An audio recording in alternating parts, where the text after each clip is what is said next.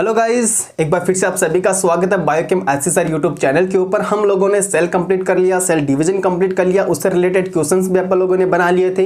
Vitamins अपन ने cover कर लिया था, विटामिन से रिलेटेड क्वेश्चंस अपन लोगों ने देख लिए थे। एंड अपन लोगों ने ह्यूमन डिजीज के बारे में कंप्लीट डिटेल्स में जाना था।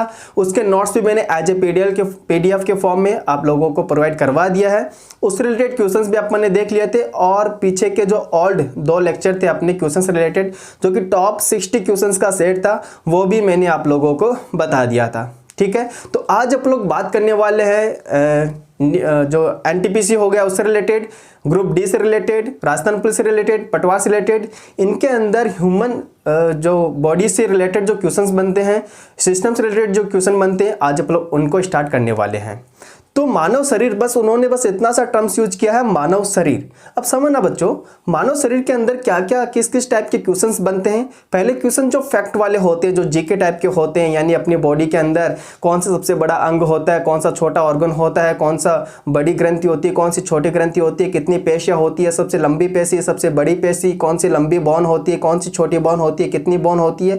इस टाइप के जो क्वेश्चन होते हैं ये फैक्ट वाले क्वेश्चन होते हैं, ये वन लाइन अपन को याद करने वाले क्वेश्चन होते हैं। एक तो क्वेश्चन यहां से बन जाता है, दूसरा बनता है अपनी बॉडी से जो सिस्टम रिलेटेड क्वेश्चंस होते हैं वहां से। तो बॉडी के जो सिस्टम्स होते हैं, जो इंपॉर्टेंट सिस्टम अपन लोग कवर करेंगे, वहां से भी अच्छा क्वेश्चन बनता है। तो आज से अपन लोग स्टार्ट करने वाले हैं मानव शरीर के बारे में, जो सिस्टम्स है वो स्टार्ट करेंगे, तंत्र वगैरह अपन लोग स्टार्ट करेंगे। ठीक है, तो आज अपन लोग फर्स्ट सिस्टम स्टार्ट करने वाले तंत्र। अगर आप लोगों के पास नोट्स नहीं है तो मैं रिकमेंड करूंगा कि दोस्त प्लीज आप नोट्स अच्छे से बनाइए, लाइन टू लाइन। जिस तरह से मैं पढ़ाता रहता हूं, जिस तरह से मैं बोलता हूं, उस चीज को आप साथ साथ नोट करते रहिए। और अगर आपके पास नोट्स है तो आप उनको भी एक बार खोल के बैठना और कंपेरिजन करना कि कितना कंटेंट आपको प्रोवाइड हो रहा है, किस तरह का अपना वेटेज है और कितना अच्छा क्वालिटी अपन लोग आपको प्रोवाइड करवा रहे हैं। ठीक है, तो चलिए आज से स्टार्ट करते हैं अपन लोग बॉडी सिस्टम। और बॉडी सिस्टम के अंदर आज अपन लोग कवर करेंगे, आज अपन लोग स्टार्ट करने वाले हैं मानव का ब्लड सर्कुलेटरी सिस्टम। तो हेडिंग डाल लो बच्चों,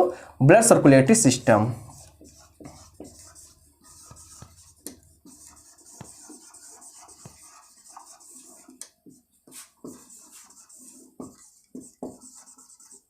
ब्लड सर्कुलेटरी सिस्टम यानी कि रक्त परिसंचरण तंत्र।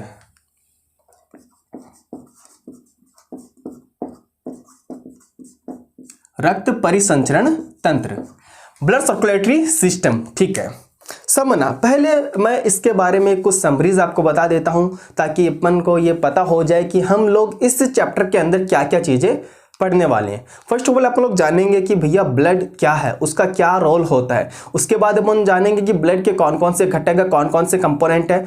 प्लाज्मा क्या होती है, ब्लड सेल जैसे कि RBC, WBC, प्लेटलेट्स के बारे में डिटेल से आप लोग जानेंगे। उसके बाद आप लोग ब्लड ग्रुप के बारे में जानेंगे। ठीक है, साथ ही साथ इसके अंदर ही अपन लोग RS फैक्टर के बारे में जानेंगे, जिसके अंदर एक केस आता है इरिथ्रोब्लास्टोसिस फीटलस, जिसको अपन हिंदी में बोलते हैं गर्भ रक्ताणु कोरकता, उसके बारे में भी जानेंगे।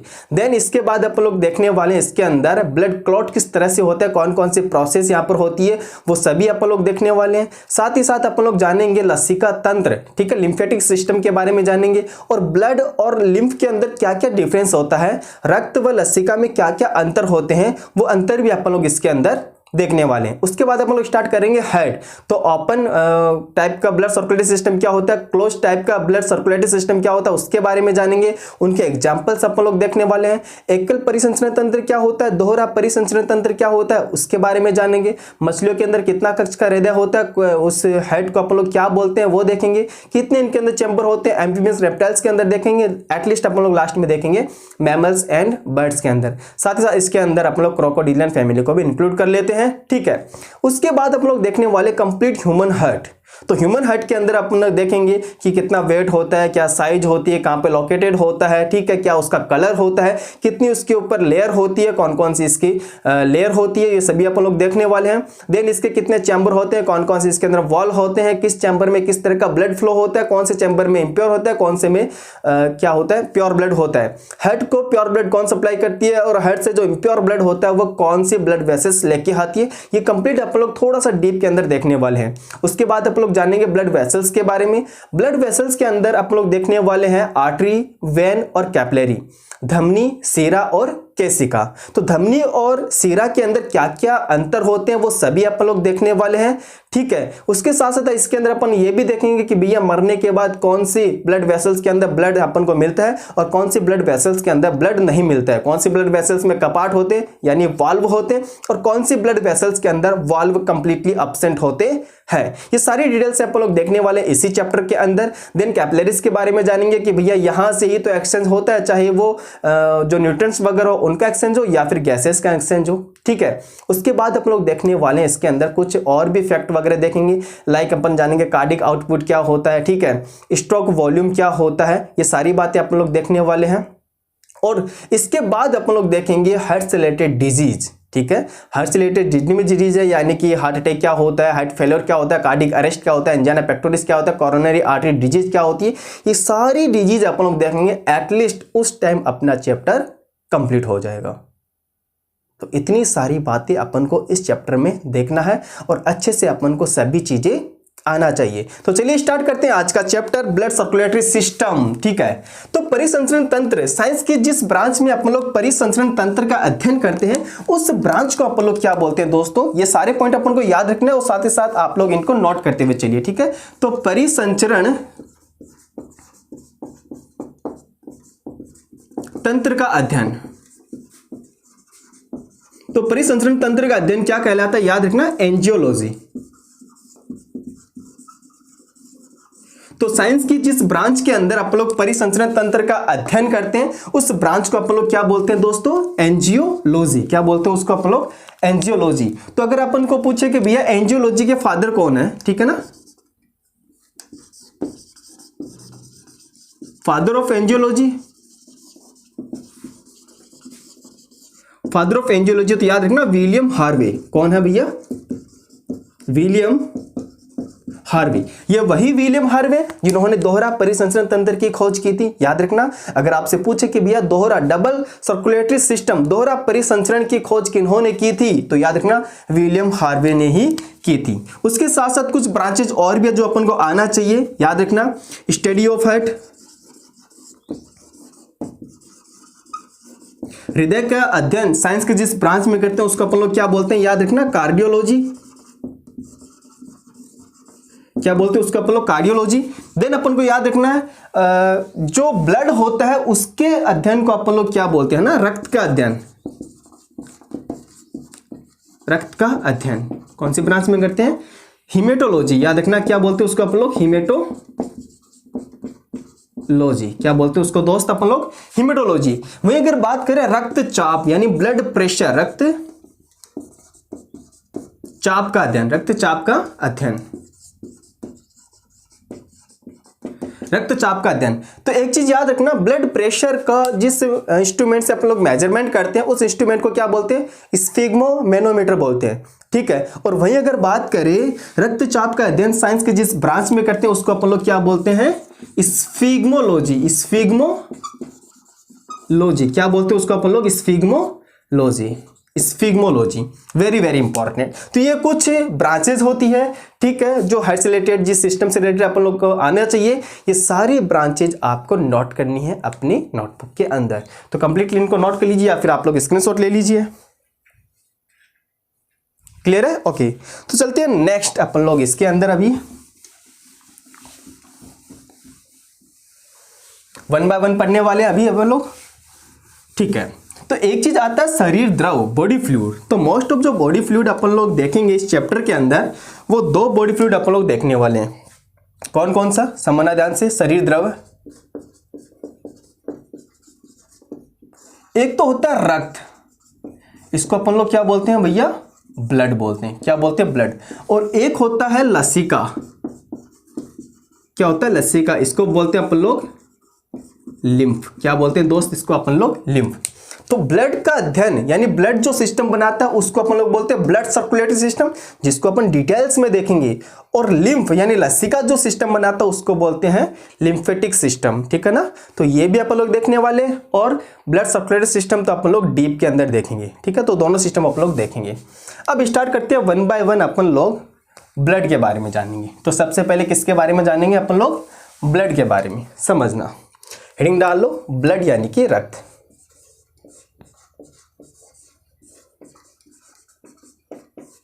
रक्त। अब ब्लड का कार्य क्या होता है, पहली बात तो ये क्या कार्य करता है। कार्य जो रक्त होता है वो अपने शरीर के अंदर क्या कार्य करता है। ब्लड जो होता है वो ट्रांसपोर्टेशन का काम करता है, परिवहन का काम करता है। क्या क्या चीज परिवहन करता है समझना, चाहे वो गैसेस हो यानी O2 एंड CO2 का परिवहन करता हो, अपशिष्ट पदार्थों का परिवहन करता हो, कोशिका के अंदर जहां पर अपशिष्ट पदार्थ बनते हैं उनको एक्सक्रीटरी ऑर्गन तक लेके जाने का कार्य करता है। कौन करता है, ब्लड ही तो करता है। उसके साथ साथ ये न्यूट्रिएंट वगैरह यानी पोषक पदार्थों का परिवहन करता है, आयनों का परिवहन करता है, ठीक है, हार्मोन का परिवहन करता है। तो ये सभी पदार्थों का परिवहन करने का कार्य कौन करता है अपने बॉडी के अंदर, ब्लड करता है। तो ब्लड का कार्य अपन को पता चल गया, क्या काम करता है भैया, ये परिवहन का काम करता है, परिवहन ट्रांसपोर्टेशन का काम करता है। क्या क्या चीज ट्रांसपोर्ट करता है याद रखना, O2 CO2, ठीक है, पोषक पदार्थ, अपशिष्ट पदार्थ,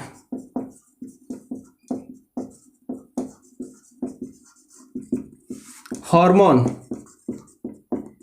आयंस इत्यादि। तो इतने सारे यानी कि बहुत सारे कंपोनेंट को ये क्या करता है, ट्रांसपोर्ट करता है, एक जगह से दूसरी जगह तक लेके जाने का काम करता है। कौन करता है दोस्त, ब्लड करता है। याद रखना ब्लड का फॉर्मेशन, ब्लड का निर्माण क्या कहलाता है। कुछ फैक्ट है जो इंपॉर्टेंट पॉइंट्स इसके रिलेटेड वो अपन को याद होना चाहिए। रक्त का निर्माण, रक्त का निर्माण क्या कहलाता है याद रखना, हीमोपोइसिस। क्या बोलते हैं उसको अपन लोग, हीमोपोइसिस। नोट करना इस चीज को, ब्लड का फॉर्मेशन, रक्त का निर्माण क्या कहलाता है, हीमोपोइसिस कहलाता है। ओके, उसके बाद अगर मैं ब्लड की बात करूं तो जो अपना खून होता है अपनी बॉडी के अंदर, ये कुल वजन का या कुल वेट का, मानव शरीर के कुल वजन का, मानव शरीर के कुल भार का 7 से 8% होता है। कितना होता है ये, 7 से 8% होता है। कितना होता है दोस्त, 7 से 8%। अगर दोनों अलग अलग ऑप्शन में है तो आपको 8% यानी कि 8% के ऊपर टिक करना है। सपोज करना किसी भी हेल्दी मैन है, कोई हेल्दी पीपल है, ठीक, कोई हेल्दी मनुष्य है जिसका वजन है मान लो 70 किलो का उसका वजन है। कितना उसका, मान लो 70 किलो का वजन है, तो उसके शरीर में कितना रक्त होना चाहिए, तो उसके वजन का 8% निकाल लो, लगभग उतना उसके अंदर रक्त होना चाहिए। तो 70 किलो उसका वजन है, सपोज करना उसका 8% निकाले तो 8/100, तो कितना आ गया ये 5.6 लीटर। तो मोस्ट ऑफ अपन को याद रखना है कि ब्लड जो होता है वो 5 से 6 लीटर होता है। कितना होता है, तो मेल के अंदर तो ये ज्यादा होगा, मेल के अंदर कितना होता है, ये 5 से 6 लीटर होता है। और वहीं अगर बात करें फीमेल बॉडी के अंदर, यानी फीमेल के अंदर कितना होता है, ये 4 से 5 लीटर ये ब्लड होता है। ये सारे पॉइंट्स अपन को याद रखना है। मेल के अंदर कितना होता है, 5 से 6 लीटर होता है, और फीमेल के अंदर कितना होता है, 4 से 5 लीटर ब्लड होता है। इतना क्लियर हुआ। ओके, नेक्स्ट अपन लोग बात करते हैं ब्लड के अंदर, ब्लड की जो पीएच होती है बच्चों, याद रखना ब्लड की जो पीएच होती है वो कितनी होती है, तो स्टार मार्क करके लिख रहा हूं पीएच। तो ब्लड की जो पीएच होती है वो होती है 7.35 टू 7.45। अगर आपको एवरेज निकालना हो, एवरेज पूछे तो 7.4 अपन को बताना है। तो ध्यान से समझना, आप लोगों को कहीं ना कहीं पता भी होगा कि 7 से कम तो होता है अम्लीय और 7 से ज्यादा होता है क्षारीय। 7 को अपन लोग क्या बोलते हैं, न्यूट्रल बोलते हैं, उदासीन बोलते हैं। तो 7 से थोड़ा सा ही तो ज्यादा है, 7.4 ही तो है, हल्का सा। तो 7 से थोड़ा सा ज्यादा होने का मतलब इसका जो माध्यम हो गया वो कैसा होता है, ब्लड का माध्यम कैसा होता है, याद रखना हल्का क्षारीय। कैसा हो गया ये, हल्का क्षारीय हो गया, हल्का क्षारीय होता है। तो इसका माध्यम कैसा हो गया, रक्त का हल्का क्षारीय हो गया। इतना क्लियर हुआ, ठीक है। रक्त का जो रंग होता है, रंग, ब्लड का कलर कैसा होता है बच्चों, याद रखना ये लाल रंग का होता है। किसका, कौन सा रंग का होता है, ये लाल रंग का। किसके कारण होता है, तो ड्यू टू, याद रखना अपन को इसका रीजन क्या होता है, बिकॉज इसमें हीमोग्लोबिन पाया जाता है, हीमोग्लोबिन पाया जाता है। क्या पाया जाता है इसके अंदर, हीमोग्लोबिन। तो हीमोग्लोबिन वर्णक के कारण ही रक्त का जो रंग होता है वो कैसा होता है, वो दोस्त याद रखना लाल रंग का होता है। हीमोग्लोबिन के कारण ही अपना जो रंग, ब्लड का रंग होता है, खून का जो कलर होता है वो कैसा होता है, लाल होता है। एक चीज और याद रखना, कई दफा पूछ भी लेते हैं, पता भी होना चाहिए हमारे शरीर में हीमोग्लोबिन की मात्रा कितनी होनी चाहिए। अगर आपसे पूछे कि 100 ml रक्त के अंदर, 100 ml ब्लड के अंदर हीमोग्लोबिन की मात्रा कितनी होनी चाहिए, तो दोस्त आपको याद रखनी है हीमोग्लोबिन को जो मात्रा होती है वो 12 से 16 ग्राम प्रति 100 ml ब्लड में होनी चाहिए। तो 12 से 16 ग्राम प्रति 100 ml ब्लड में होनी चाहिए। साथ ही साथ अपन को यह भी पता होना चाहिए कि हीमोग्लोबिन के अंदर एक धातु पाई जाती है। कौन सी धातु? लोह धातु। ठीक है, कौन सी धातु पाई जाती है दोस्त, याद रखना, लोह धातु हीमोग्लोबिन के अंदर पाई जाती है। अगर आपको आयन के फॉर्म में पूछे तो आपको बताना पड़ेगा Fe+2। क्या है? Fe+2। और Fe+2 को अपन बोलते हैं फेरस आयन। क्या बोलते हैं इसको अपन लोग? Ferrous ion. फेरस आयन अपन लोग इसको बोलते हैं। ठीक है, Fe+2 यानी फेरस आयन अपन इसको बोलते हैं। नोट कर लो, दिख रहा होगा नीचे से। ठीक है, दिख रहा है अच्छे से? ओके, तो फेरस आयन अपन इसको बोलते हैं। तो ब्लड से रिलेटेड ये सारे पॉइंट्स अपन को याद होना चाहिए। ठीक है ना। ब्लड का निर्माण होगा हीमोपोइसिस। अच्छा, ठीक है। मानव शरीर के कुल भार का 7 से 8% होता है। मेल बॉडी में इतना होता है, फीमेल बॉडी में इतना होता है। कलर के बारे में पता चल गया, हीमोग्लोबिन के कारण होता है। और हीमोग्लोबिन के अंदर लोह धातु पाई जाती है। अगर आयन के फॉर्म में पूछे तो फेरस आयन Fe+2 जिसको अपन लोग बोलते हैं। ठीक है, और 12 से 16 ग्राम प्रति 100 ml ब्लड के अंदर हीमोग्लोबिन की मात्रा होनी चाहिए। तो इतने पॉइंट क्लियर हो गए अपन को। ठीक है, तो ये सारे पॉइंट ब्लड से रिलेटेड है जो अपन को आने चाहिए। क्लियर हो गया इतना सा? ओके, अब अपन लोग बात करते हैं ब्लड के अंदर और क्या क्या होता है। ठीक है, तो ब्लड के अंदर अपन लोग और बात करेंगे इसके अंदर। तो इसको मैं रफ कर रहा हूं।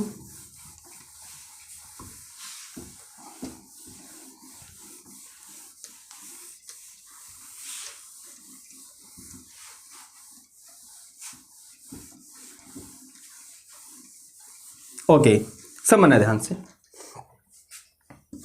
बात करते हैं ब्लड के अंदर और क्या क्या होता है। तो ब्लड जो होता है, खून जिसको अपन लोग रक्त बोलते हैं, रुधिर भी बोलते हैं इसको अपन लोग। इसके अंदर 2 कंपोनेंट होते हैं। ब्लड में कितने कंपोनेंट होते हैं भैया? 2 कंपोनेंट होते हैं। ब्लड में क्या होता है? कौन कौन से कंपोनेंट होते हैं? 2 कंपोनेंट होते हैं। एक चीज मैं आपको और यहां पर एक्स्ट्रा बता रहा हूं, ध्यान से समझना ब्लड के बारे में ही। रक्त जो होता है वो तरल संयोजी उत्तक होता है। क्या होता है? तरल संयोजी उत्तक होता है। ठीक है, तरल संयोजी उत्तक होता है। दूसरी बात इसमें क्या याद रखनी है, इसको अपन लोग मुलायम उत्तक भी बोलते हैं। क्या बोलते हैं इसको अपन लोग? मुलायम उत्तक।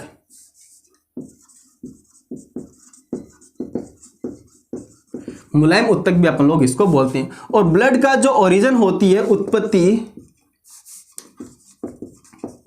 उत्पत्ति में ये कैसा होता है? मेसोडर्मल होता है। कैसा होता है? ये मेसोडर्मल होता है। तो ब्लड कैसा उत्तक होता है? तरल संयोजी उत्तक होता है। अच्छा, कठोर संयोजी उत्तक क्या होता है? तो याद रखना, अपनी जो बोन होती है, हड्डियां होती है, उनको अपन लोग कठोर संयोजी उत्तक बोलते हैं। ठीक है, तरल संयोजी उत्तक ब्लड को बोलते हैं, कठोर संयोजी उत्तक किसको बोलते हैं अपन लोग? बोन यानी हड्डियों को बोलते हैं। अब ब्लड के अंदर 2 कंपोनेंट होते हैं। कौन कौन सा? एक तो होता है प्लाज्मा। क्या होता है? एक तो प्लाज्मा। ठीक है, इसको अपन लोग मैट्रिक्स भी बोलते हैं।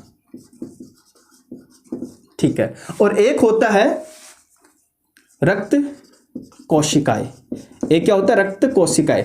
रक्त कोशिकाएं बोलते हैं इसको अपन लोग, या फिर संगठित पदार्थ भी बोलते हैं। संगठित पदार्थ भी बोलते हैं, इंग्लिश में इनको फॉर्म्ड एलिमेंट बोलते हैं, या फिर ब्लड सेल अपन इसको बोलते हैं। प्लाज्मा की बात करें, ध्यान समझना, प्लाज्मा के अंदर क्या क्या होता है? तो इसके अंदर 90 से 92% तो क्या होता है दोस्त? जल होता है, पानी होता है। और बचे हुए जो 8 से 10% है वो क्या होती है? इसके अंदर प्रोटीन होती है। क्या होती है? वो प्रोटीन होती है। इधर आ जाओ, जो संगठित पदार्थ होते हैं, फॉर्म्ड एलिमेंट होते हैं, रक्त कोशिकाएं जो होती है, कौन कौन सी होती है?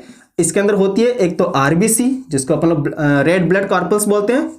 ठीक है, लाल रक्त कणिकाएं, या फिर इसको अपन लोग इरिथ्रोसाइट बोलते हैं। एक होता है डब्ल्यूबीसी।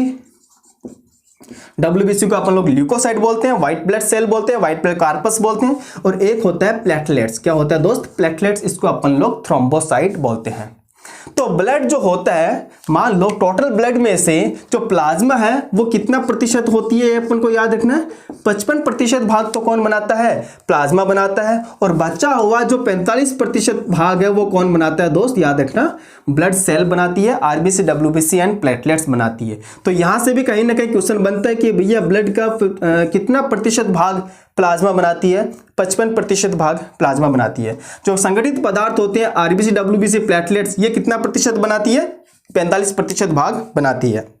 इतना क्लियर हुआ? ओके। आप लोग इनका कंप्लीटली पोस्टमार्टम करने वाले हैं। सबसे पहले पढ़ेंगे प्लाज्मा के बारे में, ठीक है। तो प्लाज्मा के बारे में अपन लोग डिटेल्स में जानेंगे। उसके बाद पढ़ेंगे आप फॉर्म एलिमेंट, यानी आरबीसी का पोस्टमार्टम करेंगे, डब्ल्यूबीसी को अच्छे से पढ़ेंगे और प्लेटलेट्स को भी अपन लोग कवर करने वाले हैं, ठीक है। तो फिर करते हैं स्टार्ट। हेडिंग डालो फिर से, प्लाज्मा यानी कि मैट्रिक्स जिसको अपन लोग बोलते हैं। सारी चीजें अपन लोग अच्छे से कवर करेंगे, ठीक है। थोड़ा सा डीप है, 11th को अपन लोग टच कर रहे हैं इसके अंदर।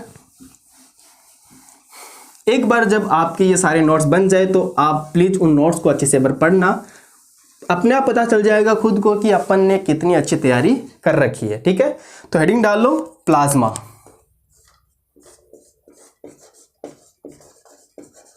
प्लाज्मा, ठीक है। समझना प्लाज्मा जो होता है इसके बारे में जो फैक्ट है वो मैं लिख रहा हूं, जो मेन पॉइंट है, की पॉइंट है, जहां से क्वेश्चन बनता है। कुल रक्त का 55% भाग बनाता है, पहला पॉइंट याद रखना है।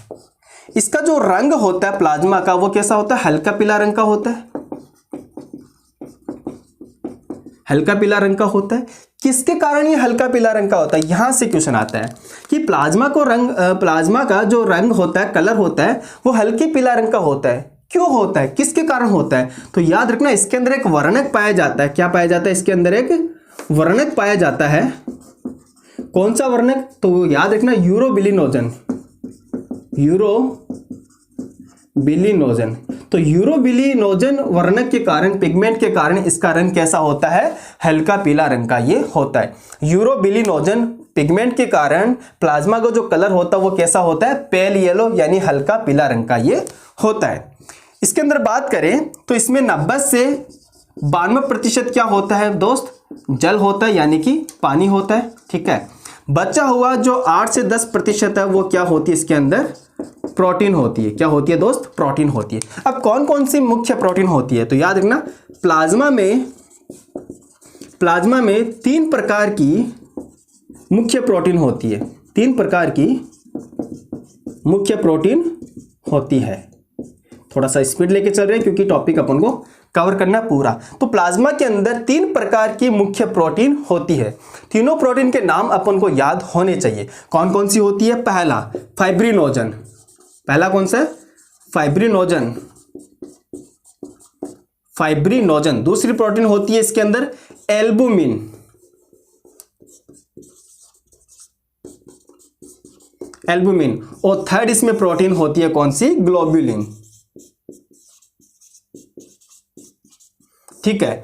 Fibrinogen, albumin and globulin. अब बात कर लेते हैं इन तीनों प्रोटीन का क्या कार्य होता है अपने ब्लड के अंदर।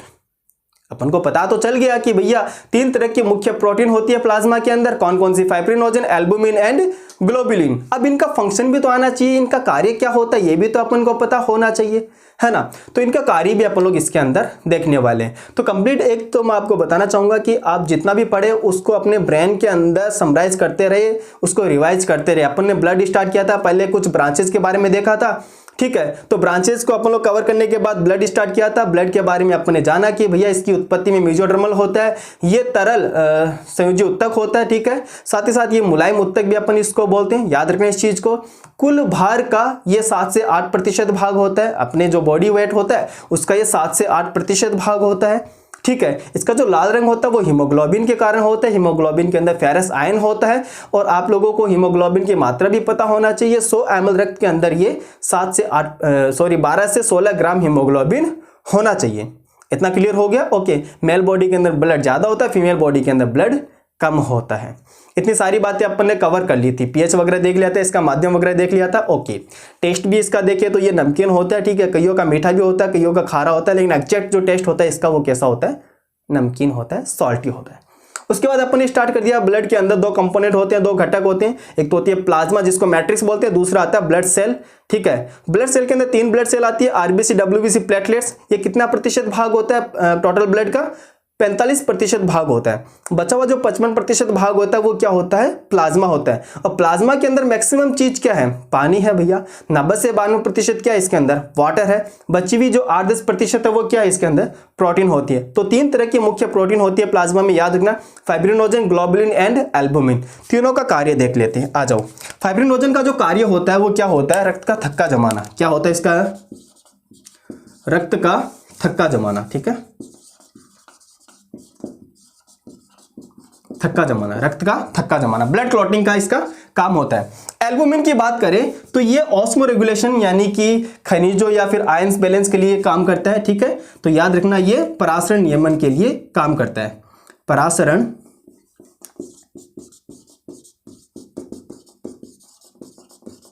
नियमन में उपयोगी होता है। ग्लोबुलिन की बात कर लेते हैं। अगर ग्लोबुलिन की बात करें तो ये करता है अपने बॉडी के अंदर जो प्रतिरक्षा तंत्र होता है उसको मजबूत बनाता है। ठीक है, तो प्रतिरक्षा तंत्र के लिए उत्तरदायी।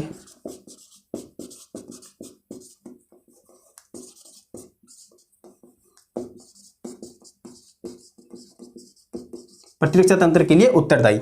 अगर आपसे पूछे कोई कि अपनी बॉडी के अंदर सबसे ज्यादा कौन सी प्रोटीन होती है, तो याद रखना कौन सी होती है? एल्बुमिन प्रोटीन जो होती है अपनी बॉडी के अंदर सबसे ज्यादा होती है।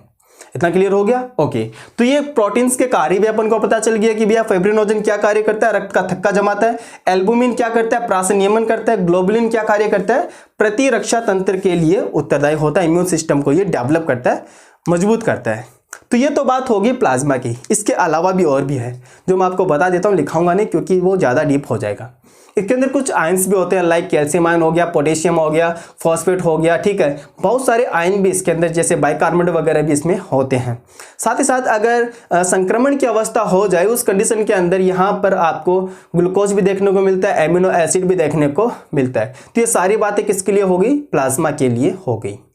लेकिन अपन को याद सिर्फ इतना ही रखना है। ठीक है, वनडे एग्जाम के पर्पज से अपन को ज़्यादा इतना कुछ खास नहीं पढ़ना, वरना तो वो तैयारी कुछ और की हो जाएगी। तो ये लेवल हो गया, मतलब इतना जो सफिशियंट है प्लाज्मा के लिए, और ये आप इसको नोट कर लेना। प्लाज्मा का कंप्लीट हो चुका है। नेक्स्ट अब हेडिंग डाल लो आप लोग, फॉर्म्ड एलिमेंट, संगठित पदार्थ, यानी कि अब बात करेंगे अपन लोग जो 45% भाग होता है ब्लड का, यानी कि आरबीसी, डब्ल्यूबीसी एंड प्लेटलेट्स के बारे में। स्पीड थोड़ी सी ज़्यादा है, कोई दिक्कत नहीं है, आराम से पढ़ रहे हैं। पढ़ना बहुत ज़्यादा है इसलिए थोड़ा सा स्पीड फास्ट है, कोई इशू नहीं है। देखना, तो फॉर्म्ड एलिमेंट की बात करते हैं, रक्त कोशिकाएं की बात करते हैं, ब्लड सेल की बात करते हैं। तो ब्लड जो होता है, रक्त कोशिका जो होती है वो कितना प्रतिशत भाग होता है टोटल ब्लड का? 45%। इसमें क्या क्या आता है? RBC, WBC and platelets. तो 3 इसके अंदर सेल आती है जो अपन को कवर करना है, तीनों को अपन को अच्छे से पढ़ना है। तो हेडिंग डाल लो पहले आरबीसी। पहले अपन लोग पढ़ेंगे इसके अंदर आरबीसी। तो आरबीसी का जो अदर नेम होता है वो भी अपन को याद होना चाहिए। सभी मैं नाम यहां पे लिख रहा हूं। आरबीसी को अपन लोग क्या बोलते हैं? लाल रक्त कणिकाएं,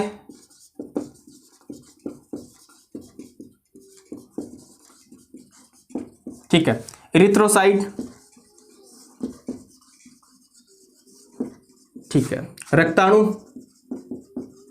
ओके, और इतने बोलते हैं। ठीक है, ठीक है।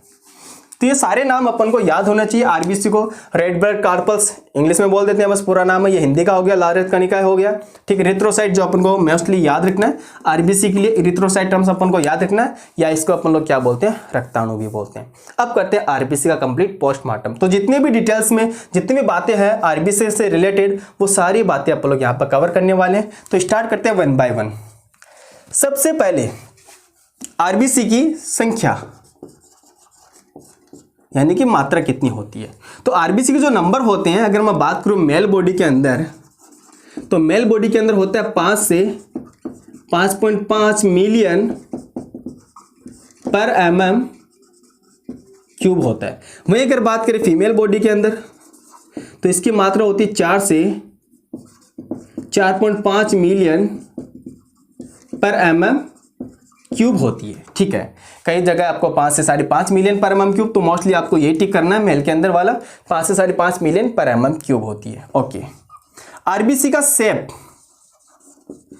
यानी कि आकार की बात करते हैं, तो आरबीसी का आकार कैसा होता है, याद रखना आरबीसी का जो आकार होता है वो बाई कॉनकेव होता है, बाई कॉनकेव यानी कि उभयावतल।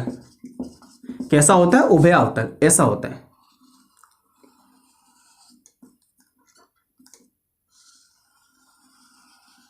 ऐसा इसका शेप होता है, ऐसा साइज, इतनी बड़ी होती नहीं है एक्चुअली, छोटी होती है। ठीक है, ओके, तो बाई कॉनकेव यानी उभयावतल इसका शेप होता है। क्लियर है। नेक्स्ट अपन लोग बात करते हैं, इसके अंदर आकार का पता चल गया, डंबल शेप भी कई जगह अपन लोग इसको बोल देते हैं। ठीक है, नेक्स्ट बात करते हैं इसके अंदर लाइफ स्पेन टाइम, जीवन काल कितना होता है, 120 दिन। ठीक है, 120 दिन ये जिंदा रहती है। ठीक है, नेक्स्ट पॉइंट्स के अपन लोग बात करते हैं, हर एक पॉइंट से कहीं ना कहीं क्वेश्चन बनता है।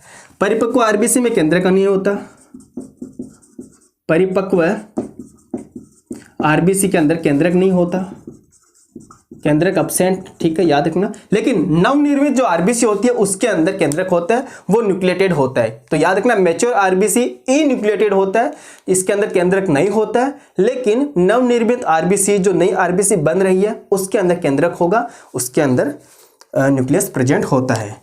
अब वही अगर बात करें इसके अंदर, समझना ध्यान से, फिर भी कुछ ऐसे स्तनधारी है जिनके परिपक्व आरबीसी में भी केंद्रक पाया जाता है। कौन कौन से, तो याद रखना ऊंट व लामा, इनके अंदर परिपक्व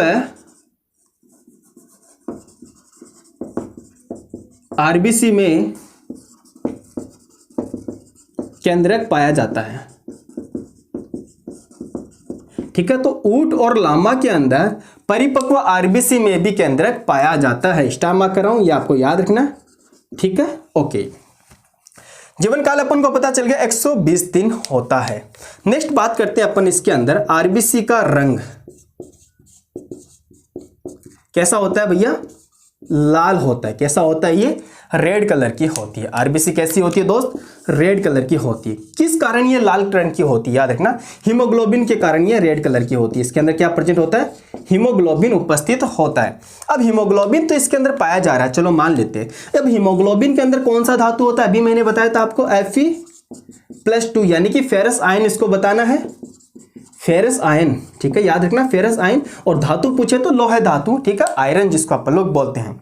हीमोग्लोबिन की मात्रा मैंने आप लोगों को बताई है कितनी होती है, 12 से 16 ग्राम पर 100 ml ब्लड के अंदर हीमोग्लोबिन की अमाउंट होती है। खास बात क्या है, ध्यान से समझना, खास बात यह है कि भैया एक हीमोग्लोबिन, याद रखना एक हीमोग्लोबिन कितने ऑक्सीजन का परिवहन करता है, 4 ऑक्सीजन अणुओं का परिवहन करता है। 4 ऑक्सीजन अणुओं का परिवहन करता है। साथ साथ नोट करते चलो, 4 ऑक्सीजन अणुओं का परिवहन करता है। Very very important. तो एक हीमोग्लोबिन कितने ऑक्सीजन अणुओं का ट्रांसपोर्टेशन करता है, कितने ऑक्सीजन अणुओं का परिवहन करता है, तो 4 ऑक्सीजन अणुओं का यह परिवहन करता है। अब आप सोचो, एक हीमोग्लोबिन 4 ऑक्सीजन अणुओं का परिवहन कर रहा है। ठीक है, आरबीसी जो खुद है वो मिलियंस के अंदर है, 5 से 5.5 मिलियन पर mm³। अब बात करते हैं हीमोग्लोबिन की। तो हीमोग्लोबिन जो होता है, समझना वेरी वेरी इंपॉर्टेंट है, स्टार मार्क करके लिखना। एक आरबीसी के ऊपर, एक आरबीसी में कितने हीमोग्लोबिन होते हैं, 270 हीमोग्लोबिन के मॉलिक्यूल होते हैं। कितने दोस्तों, 270 मिलियन हीमोग्लोबिन मॉलिक्यूल होते हैं, मिलियन में ये भी। तो 270 मिलियन हीमोग्लोबिन मॉलिक्यूल होते हैं। ठीक है, 270 million, very very important. Imagine करो भैया, खुद आरबीसी मिलियन में है और एक आरबीसी के ऊपर भी 270 मिलियन हीमोग्लोबिन पाया जा रहा है। आरबीसी भी मिलियन में है और एक सिंगल आरबीसी के अंदर 270 मिलियन हीमोग्लोबिन पाया जा रहा है, बहुत ज्यादा हो गया। ठीक है, तो एक हीमोग्लोबिन कितने ऑक्सीजन अणु का परिवहन कर रहा है, तो याद रखना ये 4 ऑक्सीजन अणुओं का परिवहन करता है। इतना क्लियर हुआ, इतना अच्छे से कवर हो गया। ठीक है, अब बात कर लेते हैं इसके अंदर जब ये 120 दिन जिंदा रहती है तो बनती कहां पर है और मरती कहां पर है, ठीक है। तो फॉर्मेशन, ठीक है, तो ये कहां पर बनती है याद रखना, लाल अस्थि मज्जा के अंदर बनती है, ठीक है, लाल अस्थि मज्जा, red bone marrow.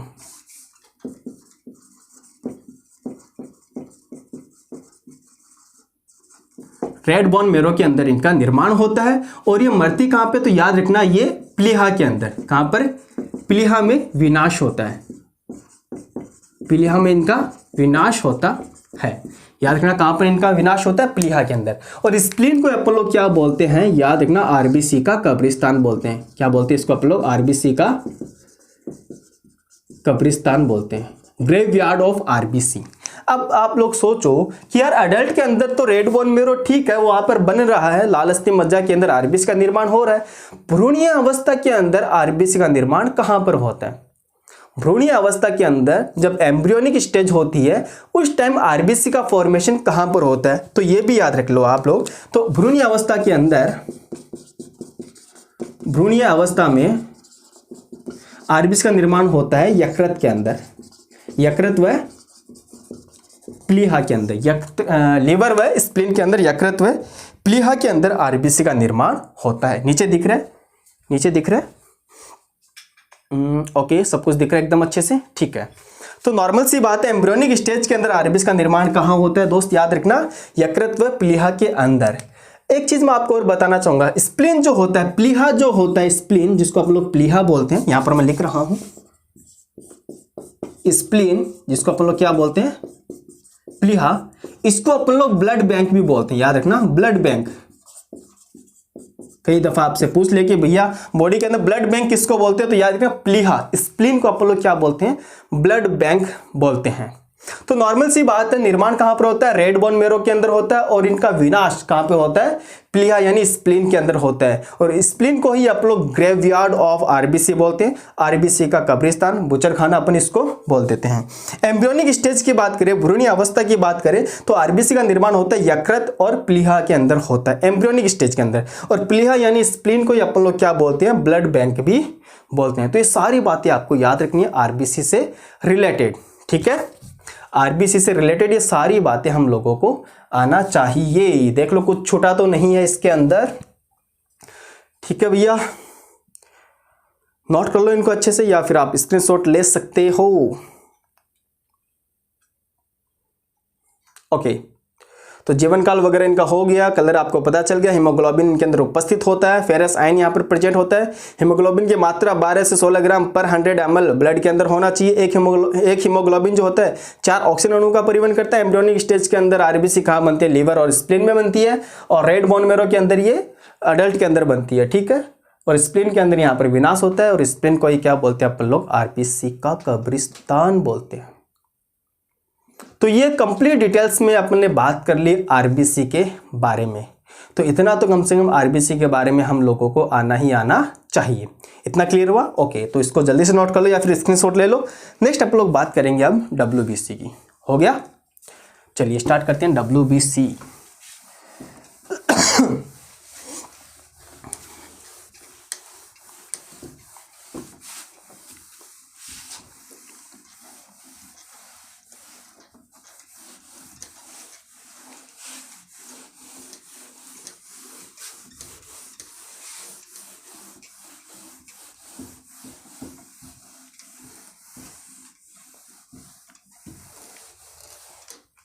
Okay, heading डालो डब्ल्यूबीसी। व्हाइट ब्लड कार्पल्स बोलते हैं, ठीक है, व्हाइट ब्लड सेल भी बोलते हैं अपन इसको, और श्वेत रक्त कणिकाएं।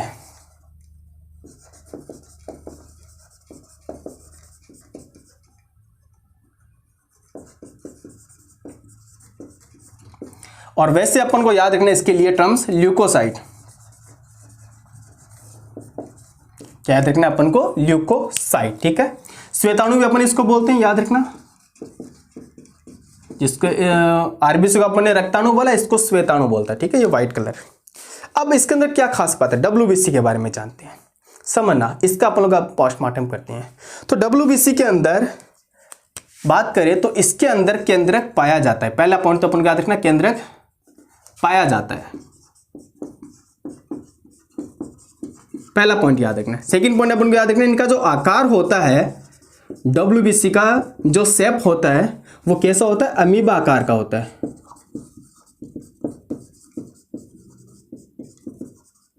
तो इनका आकार कैसा होता है, अमीबा आकार का इनका शेप होता है।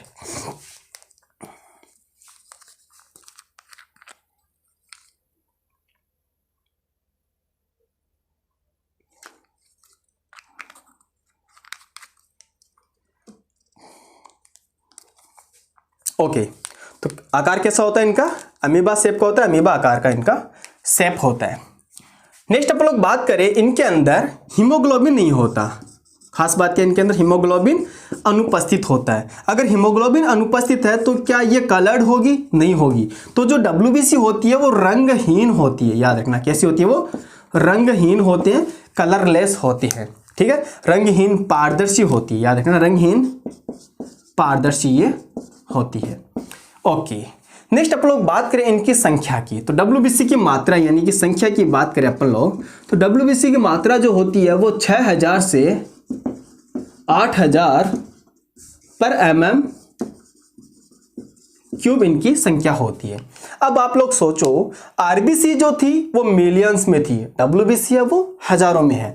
तो अगर आपसे पूछे कि भैया RBC अनुपात WBC क्या होगा, तो RBC रेशियो WBC अगर आपसे पूछे तो याद रखना ये 600 अनुपात 1 होता है। क्या होता है, ये 600 अनुपात 1 होता है। आगे अपन लोग प्लेटलेट्स को भी इंक्लूड कर देंगे, उनका भी रेशियो देख लेंगे, ठीक है। तो ये बात होगी अपन को किसके लिए, WBC के लिए। जीवन काल की बात कर लेते हैं अपन। अच्छा, पहले इनका निर्माण की बात कर लेते हैं। निर्माण, तो WBC का जो फॉर्मेशन होता है, निर्माण होता है, वो कहां पर होता है, अस्थि मज्जा में होता है, अस्थि मज्जा के अंदर ही होता है। अस्थि मज्जा के साथ साथ इनका जो परिपक्वन होता है वो कहां पर होता है भैया, थाइमस में होता है, स्प्लीन के अंदर होता है, ठीक है ना। इनको अपन लोग क्या बोलते हैं, थाइमस को तो आपको पता भी होगा, ट्रेनिंग सेंटर बोलते हैं, याद रखना क्या बोलते हैं इसको अपन लोग, ट्रेनिंग सेंटर बोलते हैं। थाइमस को लिख भी लेना आप लोग, थाइमस को क्या बोलते हैं, ट्रेनिंग सेंटर बोलते हैं WBC का, क्योंकि यहां पर ही तो इनका परिपक्वन होता है। मेच्योर कहां पर होता है, मेच्योरेशन कहां पे होता है, इनका थाइमस के अंदर ही होता है। अब बात कर लेते हैं इनका जीवन काल के बारे में, लाइफ स्पेन टाइम, जीवन काल। तो WBC के लिए अभी तक कोई फिक्स है नहीं है। हर बुक के अंदर अलग अलग डाटा दे रखे हैं। कई बुक्स के अंदर 15 घंटों से 2 दिन, कई बुक्स के अंदर 3 दिन से 5 दिन, कई बुक्स के अंदर 7 दिन दे रखा है, कईयों के अंदर 10 से 12 दिन, कईयों के अंदर 20 दिन दे रखा है। तो इस तरह का वेरिएशन यहाँ पर क्यों है, उसके पीछे का रीजन बताता हूँ। कुल WBC जो कोशिकाएं होती है वो 5 प्रकार की होती है, और उन 5 प्रकार की कोशिका का जो जीवन काल है वो अलग अलग होता है। क्या है, वो अलग अलग होता है। इसीलिए अपन लोग इनका जो लाइफ स्पेन टाइम होता है वो फिक्स नहीं बता सकते, ठीक है। तो कई दफा आप लोग देखोगे इसके अंदर बस इतना लिखा होता है, कुछ दिनों के लिए, ठीक है, कुछ दिनों के लिए। कुछ WBC होती है वो कई वर्षों तक अपनी बॉडी के अंदर जिंदा रहती है, और कुछ WBC होते हैं वो कुछ घंटों के अंदर ही मर जाती है ना। तो इसलिए इनका जो जीवन काल होता है वो फिक्स नहीं है। फिर भी अगर आप लोग याद रखना चाहो तो इनका याद रखना 10 से 13 दिन, क्या याद रखना आपको, 10 से 13 दिन इनका जीवन काल होता है। इनकी विनाश कहां पर होता है, ठीक है, विनाश। तो WBC का विनाश होता है, याद रखना, लसिका तंत्र के अंदर। कहां पे होता है ये, लसिका तंत्र के अंदर इनका विनाश होता है। Very very important. तो ये कुछ बातें होगी WBC को लेकर। अब अपन लोग WBC के अंदर और डिटेल्स में जानेंगे, कितने प्रकार की WBC कोशिकाएं होती है, कौन सी बड़ी कौन सी छोटी होती है, कौन सी संख्या में ज्यादा होती है और कौन सी संख्या में कम होती है। तो बात करते हैं इसके अंदर। आप लोग इसको आप जल्दी से नोट कर लीजिए या फिर स्क्रीनशॉट ले लीजिए इसका। क्लियर है, ओके। अब बात करते हैं WBC की कोशिकाओं के बारे में कि कितने प्रकार की WBC कोशिकाएं होती है अपनी बॉडी के अंदर, ठीक है। लिखना कणिका के आधार पर, लिखना कणिका के आधार पर WBC 2 प्रकार की होती है। कणिका के आधार पर यानी कि ग्रैन्यूल्स के आधार पर WBC कितनी प्रकार की होती है, 2 टाइप की होती है, 2 प्रकार की होती है। कौन कौन सी, लिखना। एक तो होती है कणिका में यानी ग्रैन्युलोसाइट,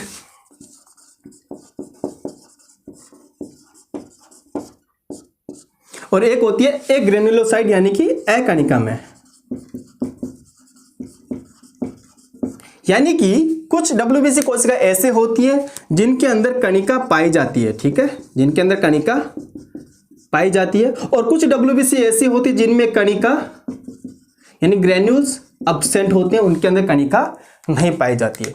तो अगर आपसे पूछे कि भैया कणिका के आधार पर WBC कितने प्रकार की, तो आपको बताना है केवल 2 प्रकार की होती है, ठीक है। अब कणिका में कोशिका कौन कौन सी होती है? पहली की बात करें वो होती है न्यूट्रोफिल। पहली कोशिका आपको याद रखनी है कौन सी? न्यूट्रोफिल। दूसरी कोशिका होती है इयोसिनोफिल, इयोसिनोफिल। और तीसरे नंबर की कोशिका होती है कौन सी? बेसोफिल, ठीक है। न्यूट्रोफिल, इयोसिनोफिल और बेसोफिल। अगर आपसे पूछे कि कणिका के आधार पर यानी कणिका में जो कोशिकाएं होती है वो कितने प्रकार की होती है, तो कणिका में कोशिका होती है 3 प्रकार की। WBC कणिका के आधार पर कितनी प्रकार की? 2 प्रकार की। क्लियर हो गया? ओके। अकणिका में कोशिका होती है वो 2 प्रकार की होती है। कौन कौन सी? एक होती है मोनोसाइट और एक होती है लिम्फोसाइट। मोनोसाइट और लिम्फोसाइट। याद से ध्यान से समझना इस चीज को। देखो जो मैं बता रहा हूं उनको ध्यान से फोकस करके सुनना। पूछे इतना कि कुल WBC कितने प्रकार की होती है? क्या कुल WBC कोशिकाएं कितने प्रकार की होती है? 5 प्रकार की। 3 तो ये रही, 2 ये रही, 5 प्रकार की। अगर आपसे पूछे कणिका के आधार पर WBC कितने प्रकार की? 2 प्रकार की। एक तो कणिका में और दूसरी अकणिका में। अगर आपसे पूछे कि WBC के अंदर कणिका में कोशिका कितने प्रकार की, तो कणिका में कोशिका 3 प्रकार की। अगर आपसे पूछे कि अकणिका में कोशिका कितने प्रकार की होती है? 2 प्रकार की। कौन कौन सी? Monocyte, lymphocyte. जिसका लास्ट में साइट लग रहा है ना, साइट, ठीक है, तो यह समझ लेना वो कैसी होती है? अकणिका में कोशिका होती है। अब बात कर लेते हैं इसके अंदर कुछ और इंपॉर्टेंट क्वेश्चंस की। पहला क्वेश्चन बनता है, समझना, पहला क्वेश्चन क्या बनता है? सबसे ज्यादा WBC कोशिका कौन सी है? तो सबसे ज्यादा WBC कोशिका होती है न्यूट्रोफिल। कितना होती है ये? 60 से 65% होती है। पहला पॉइंट अपन को याद रखना है। पहला क्वेश्चन अपना ये कवर हो गया। सबसे ज्यादा WBC कोशिका कौन सी होती है? न्यूट्रोफिल होती है। कौन सी होती है दोस्त? न्यूट्रोफिल होती है। उसके बाद सबसे कम WBC कोशिका कौन सी होती है? याद रखना, सबसे कम WBC, तो ये होती है दोस्त, याद रखना, बेसोफिल। कौन सी होती है? बेसोफिल होती है, ठीक है। तो बेसोफिल जो होती है वो 0.5 to 1% होती है। नॉर्मली कितनी होती है? 0.5 से ये 1% होती है। तो सबसे कम WBC कोशिका कौन सी होती है? बेसोफिल होती है, बेसोफिल होती है। उसके बाद आपसे पूछे कि सबसे बड़ी, समझना, सबसे बड़ी WBC कोशिकाएं कौन सी है?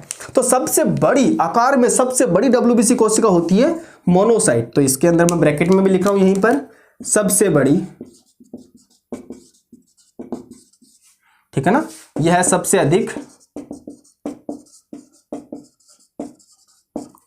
सबसे कम। ओके, अब पूछे आपसे सबसे बड़ी WBC, याद रखना कौन सी है? मोनोसाइट। ओके, अब पूछे आपसे कि सबसे छोटी, सबसे छोटी WBC कौन सी है? तो याद रखना लिम्फोसाइट से सबसे छोटी होती है, सबसे छोटी होती है। ओके, तो ये 4 क्वेश्चन है जो इन सेल्स के बारे में अपन को याद होना चाहिए। सबसे ज्यादा WBC कोशिका कौन सी है? न्यूट्रोफिल। सबसे कम WBC कोशिका कौन सी है? बेसोफिल। सबसे बड़ी WBC कोशिका कौन सी है? मोनोसाइट। और सबसे छोटी WBC कोशिका कौन सी होती है? लिम्फोसाइट होती है, ठीक है। तो ऐसे आपको याद रखने। एक चीज मैं आपको और बता देता हूं, इनका फंक्शन क्या होता है। मैं लिखा नहीं रहा, आपको नॉर्मली बता रहा हूं, कार्य बता देता हूं, समझना। तो इसके अंदर अपन लोग देख लेते हैं सबसे पहले न्यूट्रोफिल। तो इनके फंक्शन के बारे में अपन लोग बात करते हैं, इनके कार्य की बात करते हैं, लिखा नहीं रहा, मैं आपको सिर्फ बता रहा हूं। न्यूट्रोफिल एंड मोनोसाइट मिलकर, याद रखना न्यूट्रोफिल व मोनोसाइट मिलकर भक्षण का कार्य करती है, फेगोसाइटोसिस का कार्य ये करती है। उसके बाद अपन लोग बात करते हैं इयोसिनोफिल का, तो इन्फ्लामेशन यानी शोधकारी प्रतिक्रिया के लिए उत्तरदायी होते हैं, एलर्जी वगैरह के लिए। देन बात करते हैं बेसोफिल। अच्छा, बेसोफिल जो होता है वो रसायन स्त्रावित करती है, ये आपको याद रखना, थोड़ा सा मैं यहाँ पे नोट भी कराऊं। बेसोफिल कौन कौन से रसायन स्त्रावित करती है, याद रखना HHS। HHS का मतलब क्या होता है समझना। H का मतलब क्या होता है हिपेरिन, हिपेरिन। दूसरा H का मतलब है हिस्टामिन, और तीसरे S का मतलब होता है सीरोटोनिन।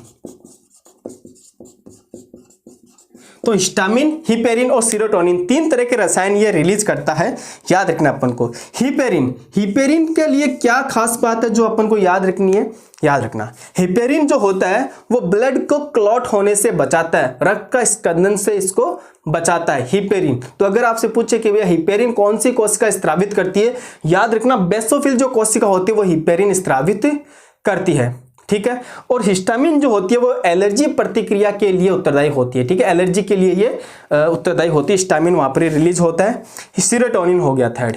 अब बात कर लेते हैं इसके अंदर, अपन लोग फिर से एक बार रिवाइज करते हैं, कंप्लीटली देख लेते हैं इसके अंदर क्या क्या क्वेश्चन करने वाला है, क्या क्या क्वेश्चन बनने वाला है, ठीक है। देखो जितनी बार आप लोग रिवाइज करोगे इन चीज़ों को उतना ही आपके कॉन्सेप्ट करेक्ट होंगे, आपके कॉन्सेप्ट टाइट होंगे। याद रखने इस चीज़ को, बिना रिवीजन के कुछ भी नहीं होना है।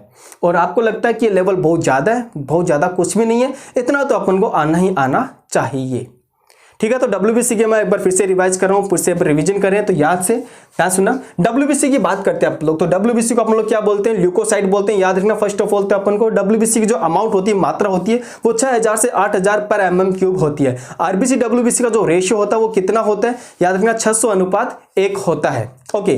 देन अपन लोग बात करते हैं WBC के अंदर हीमोग्लोबिन नहीं होता, इसलिए कैसा होता है, ये रंगहीन होता है, पारदर्शी होता है, और इनके अंदर केंद्रक उपस्थित होता है, इनके अंदर केंद्रक पाया जाता है। देन बात करते हैं WBC 2 प्रकार की होती है कणिका के आधार पर, एक तो होती है कणिकामय जिसको अपन लोग ग्रेन्युलोसाइट बोलते हैं, और एक होती है अकणिकामय जिसको अपन लोग एग्रेन्युलोसाइट बोलते हैं। देन बात करते हैं कणिकामय कोशिका 3 प्रकार की होती है, न्यूट्रोफिल, इयोसिनोफिल एंड बेसोफिल, और अकणिकामय कोशिका 2 प्रकार की होती है, मोनोसाइट एंड लिम्फोसाइट होती है। अगर पूछे कि कुल WBC कोशिका कितने प्रकार की होती है, 5, कणिका के आधार पर 2, कणिकामय कोशिका कितनी, 3, अकणिकामय कोशिका कितनी, 2, ये पॉइंट आपको याद रखने हैं। देन बात करें सबसे ज्यादा WBC कोशिका कौन सी होती है, याद रखना न्यूट्रोफिल होती है। सबसे कम WBC कोशिका कौन सी होती है बच्चों, याद रखना अपन को बेसोफिल होती है। आकार में सबसे बड़ी कोशिका कौन सी होती है, तो याद रखना मोनोसाइट, और आकार में सबसे छोटी WBC कोशिका कौन सी होती है, लिम्फोसाइट होती है।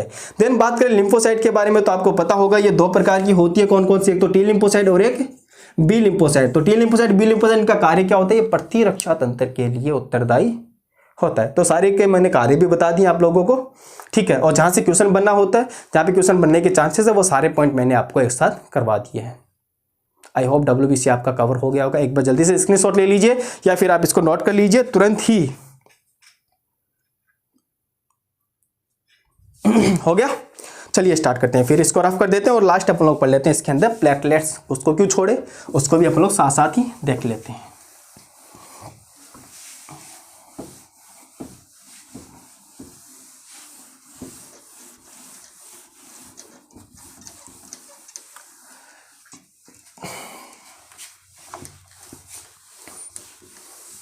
हेडिंग डालो थ्रोम्बोसाइट प्लेटलेट्स, ठीक है, थ्रोम्बोसाइट या फिर प्लेटलेट्स।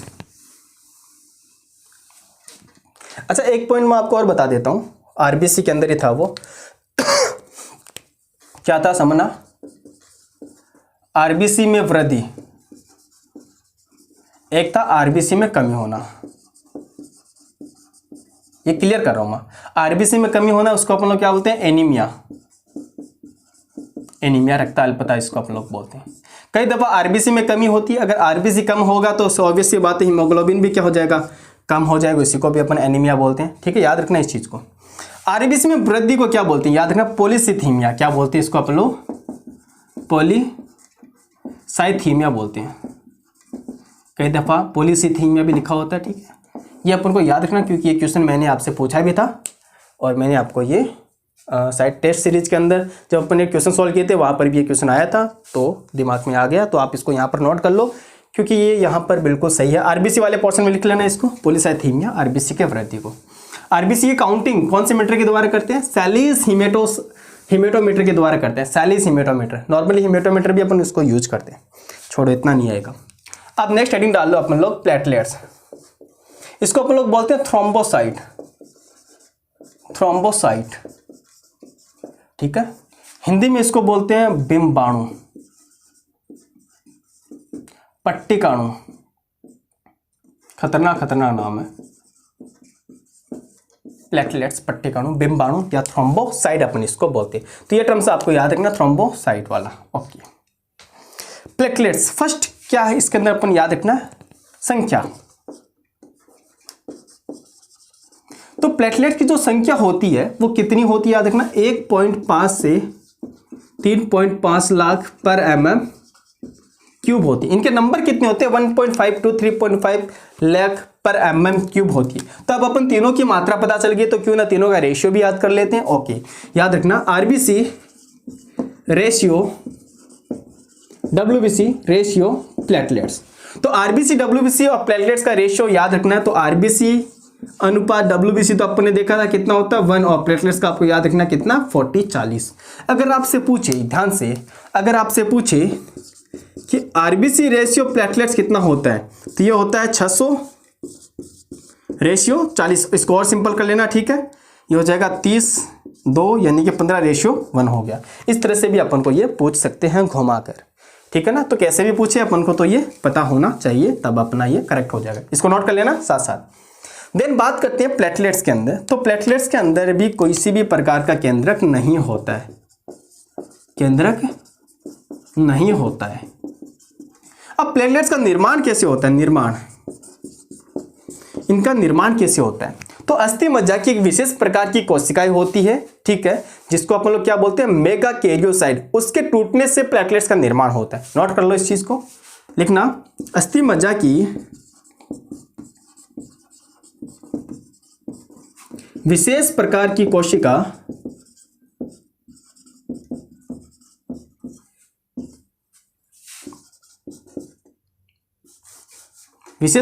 कोशिका मेगा कैरियोसाइट,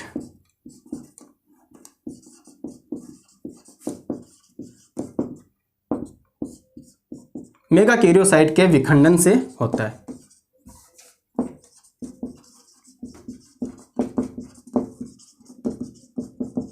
मेगा कैरियोसाइट के विखंडन से इसका निर्माण होता है। किसका? प्लेटलेट्स का, ठीक है, जिसको हम लोग थ्रोम्बोसाइट भी बोलते हैं। सिंपल सी बात है, याद रखें इसके अंदर केंद्रक बिल्कुल भी नहीं होता है। इसकी संख्या 1.5 से 3.5 लाख पर mm क्यूब होती है। रेशियो अपन को याद रखना 600:1:40, इसका रेशियो अपन को याद रखना इन सभी का। अब बात कर लेते हैं कार्य। तो इसका कार्य क्या होता है याद रखना, इसका कार्य क्या होता है? तो प्लेटलेट जो होता है वो रक्त का थक्का जमाने में मदद करता है, रक्त का थक्का जमाने में, ठीक है। मेनली क्या कार्य करता है? रक्त का थक्का जमाने का कार्य करता है।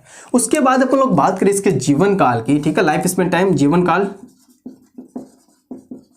तो प्लेटलेट्स यानी थ्रोम्बोसाइट का जो जीवन काल होता है वो 1 सप्ताह, लगभग 1 सप्ताह यानी कि 7 दिन, ठीक है, लगभग 1 सप्ताह इसका जीवन काल होता है। उसके बाद ये डेड हो जाती है, मर जाती है। क्लियर हुआ इतना सा? ओके, थ्रेड लाइक स्ट्रक्चर होती है इनकी, थ्रेड लाइक स्ट्रक्चर होती है। जैसे चोट लगती है, कट लग जाता है, तो वहाँ पर प्लेटलेट्स क्या करती है, अपना जाल बना लेती है। तो जाल बनाती है तो यहाँ पर बड़े बड़े मॉलिक्यूल्स धंस जाएंगे और ब्लड का क्लॉट आसानी से हो जाता है। इतना क्लियर हुआ? ठीक है। ब्लड क्लॉटिंग के लिए और भी बहुत सारे फैक्टर्स काम करते हैं, जैसे कैल्शियम आयन हो गया, विटामिन के हो गया, याद रखना इस चीज़ को, कैल्शियम आयन हो गया, विटामिन के हो गया, फाइब्रिनोजन हो गया, थ्रोम्बिन हो गया। ये सभी जो फैक्टर होते हैं वो ब्लड क्लॉटिंग के लिए यूज होते हैं। विटामिन का तो मेनली आपको याद रखना विटामिन के, और आयन के अंदर आपको याद रखना कैल्शियम आयन। अगर बॉडी के अंदर कैल्शियम आयन की कमी है तो ब्लड का क्लॉट नहीं होगा, रक्त का थक्का नहीं जमेगा। इसीलिए दूध पीने से कैल्शियम भी बढ़ता है और हमने जो बोन होती है, हड्डियाँ होती है, वो भी मजबूत होती है। ठीक है, तो ये नॉर्मल सी बातें थी। आज अपन ने कवर किया, क्या क्या अपन ने देखा, टॉपिक स्टार्ट किया। पहले अपन ने कुछ ब्रांचेस के नाम याद किए, उसके बाद अपन ने ब्लड स्टार्ट किया। ब्लड के बारे में डिटेल स्टडी देखा था कि ब्लड किस तरह का होता है, क्या क्या इसके अंदर अपन को बातें याद रखनी है। उसके बाद अपन ने स्टार्ट किया था ब्लड के कंपोनेंट, यानी कि प्लाज्मा क्या होती है और ब्लड सेल्स क्या होती है। प्लाज्मा के बारे में डिटेल्स में अपन लोगों ने देख लिया था कि भैया ये प्लाज्मा जो होती है टोटल ब्लड का 55% पार्ट होता है, जिसमें 90 से 92% जल होता है और 10% के अंदर क्या होती है, प्रोटीन्स होती है। 3 तरह की मुख्य प्रोटीन अपन लोगों ने पढ़ा, फिब्रिनोजन, एल्बुमिन, ग्लोबुलिन पढ़ा है। इनके फंक्शन अपन लोगों ने कवर कर लिए, अच्छे से देख लिए हैं। उसके बाद अपन ने देखा कि ये जो प्लाज्मा होती है उसका कलर पेल येलो कलर का होता है, हल्का पीला रंग का होता है। क्यों होता है? यूरोबिलिनोजन के कारण होता है। वेरी वेरी इंपॉर्टेंट, किस कारण से होता है? यूरोबिलिनोजन के कारण इनका कलर पेल येलो होता है। ब्लड के अंदर अपन लोगों ने देखा देन फॉर्म्ड एलिमेंट देखा, तो ये 45% भाग होता है कुल ब्लड का, जिसके अंदर आरबीसी, डब्ल्यूबीसी, प्लेटलेट्स आती है। और तीनों को अपन ने अच्छे से डिटेल स्टडी कर ली है। इन तीनों से कहीं से भी कोई क्वेश्चन आए तो अपना गलत नहीं होना चाहिए। क्लियर है? इतना अच्छे से नोट्स बना लेना, बहुत अच्छे नोट्स हैं, आपको ही बेनिफिट होगा। एक बार अगर आपने नोट्स बना लिए तो आपको कहीं पर भटकने की जरूरत नहीं पड़ेगी। बाकी आप लोगों की मर्जी है, आप जिस तरह से याद करना चाहिए, ठीक है। अगर आपको वीडियो देखने से ही याद हो जाता है तो बहुत ही अच्छी बात है। अगर नहीं होता तो भैया एक बार आप कॉपी के अंदर लिख लिख के याद कर लीजिए, नोट्स बना लीजिए, ठीक है। बाकी आपकी मर्जी। तो अगर वीडियो अच्छा लगा तो वीडियो को प्लीज़ लाइक जरूर करना और मैक्सिमम स्टूडेंट तक इसको शेयर करना, ठीक है। तो मिलते हैं कल इवनिंग 6 o'clock के अंदर अपन लोग इसी चैप्टर को आगे बढ़ाते हुए। तब तक के लिए thank you so much, bye bye और टेक केयर।